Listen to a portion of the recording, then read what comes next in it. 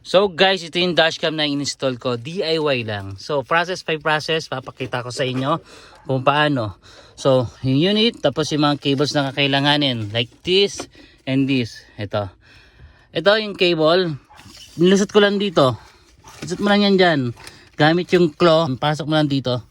Hanggang sa makarating ka dito, lusot mo lang, tapos lusot mo, papasok dito, pababa.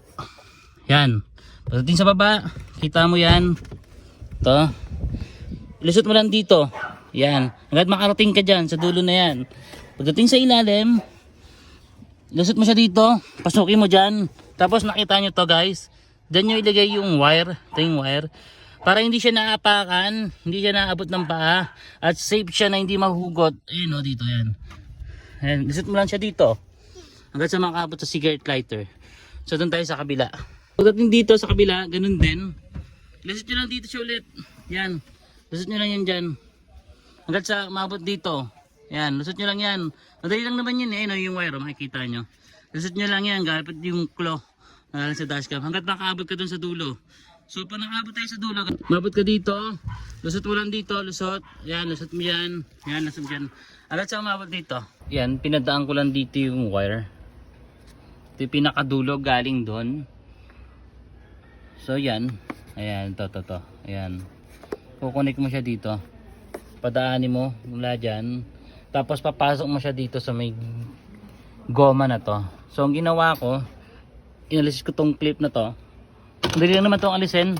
Yung mga clip na ganyan. Ito. Ginamit na ko lang ng ganito. Pinasok ko, sabay ko inangat. Pag inangat mo yan, nakikita mo, papasok mo yan dito. Dyan. Pakita ko ha. Yan. Hindi naman alisin yan. Gamitan mo lang nito. Sabay ganito mo lang. O yan, tanggal na siya kaagad, di ba? Yan. Tapos dami mo lang ha. Tapos baba mo lang to. So makita niyo diyan yung yung wire, ano yung wire.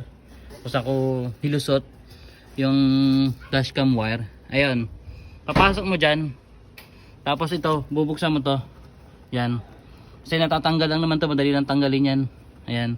Tapos ilulusot mo yan dito. Papunta rito sa taas. So ang labas niyan dito.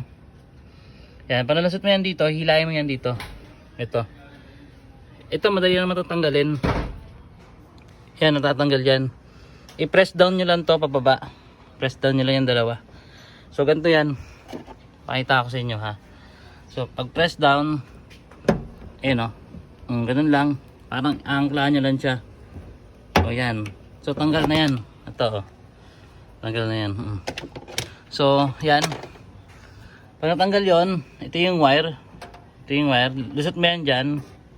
Pag nilusot mo yan dyan, dito. Ayan. So, ito na yung wire. Nilusot ko yan. Punta rito. So, mas madali kasi dito sa right side ng expander natin. So, pagkalusot. So, kung may hirapan ka, ang ginawa ko dyan para, kasi itong wire na to, ang ginawa ko dyan, meron akong alambre o kaya yung electrical na wire. So ginawa ko para makuha ko yung wire papunta dito. Makuha ko yung wire papunta dito. So ganito lang ginawa ko diyan guys. So yan, ito yung wire natin. So ginawa ko lang yung kada dulo niya na ganito. Inano ko siya. Ginawa kong U-shape para walang tamaan na sumabit o magasgasan dun sa loob kahit hindi nakikita. Yan.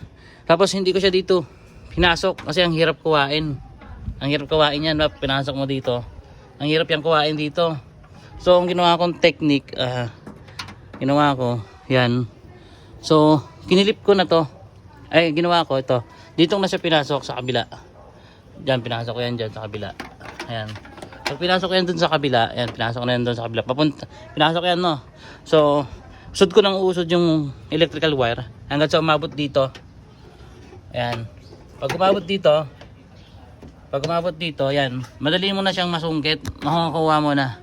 Makakuha mo na siya agad dyan. Sabihin mo na lang, kapag ka nandito na yung electrical wire, dyan mo lagay yung dulo ng dashcam. Sabit mo dyan, lagyan mo siya ng tali. Ako ginawa ko, lagyan ko ng cable tie. Pag nilagyan ko ng cable tie, yan na. Nandiyan na siya sa loob, di ba?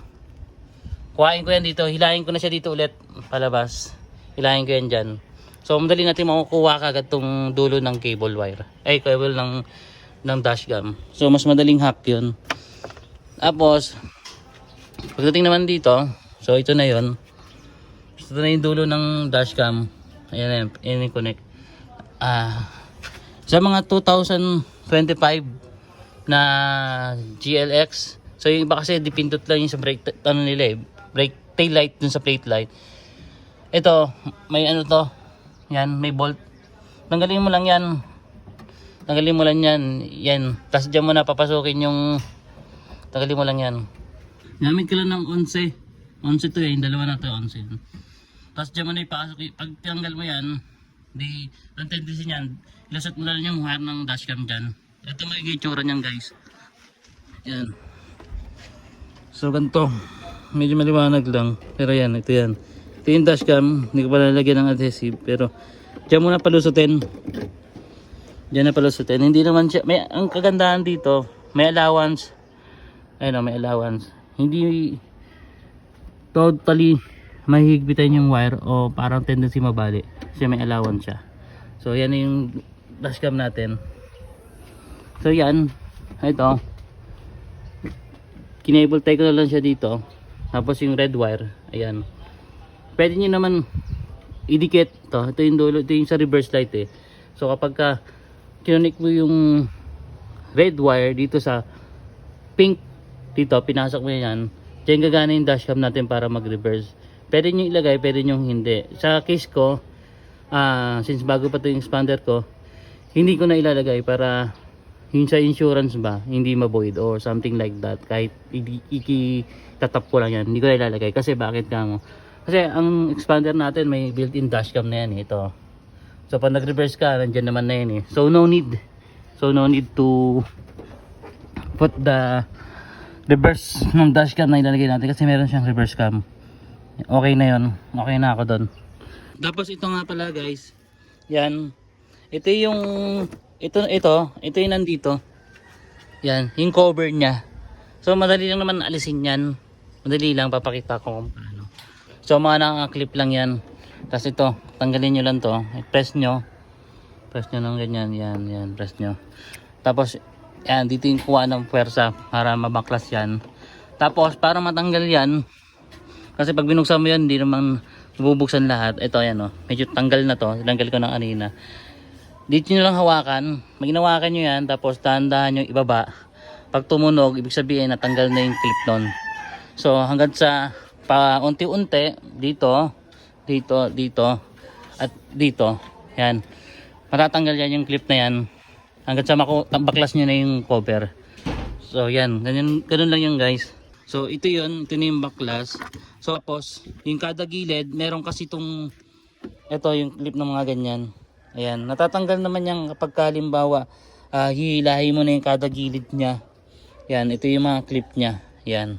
So ito dito siya galing. Yan, tapos ibabalik ko yan mamaya. Ito. Yan. Ganun lang yun guys. So ito na nga yung dashcam natin. Ito yung stock o reverse na galing sa expander. Kasi ito yung nilagay natin na dashcam. So yan, testing natin. Ngayon di ko muna lalagyan ng adhesive. Sabit ko muna siya dito. Tapos para hanapan ko siya ng magandang spot mamaya pag tinesting dun sa loob. So try natin dun sa loob. Try natin. So tingnan na natin. Tingnan natin yung dashcam natin.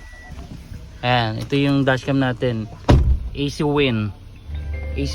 So 4K siya. Yun! So nakita nyo naman guys. Yung dashcam natin. Ayan o. So meron tayong front. Ito, dual kasi to. Isang front, medyo lang against the light. Ito.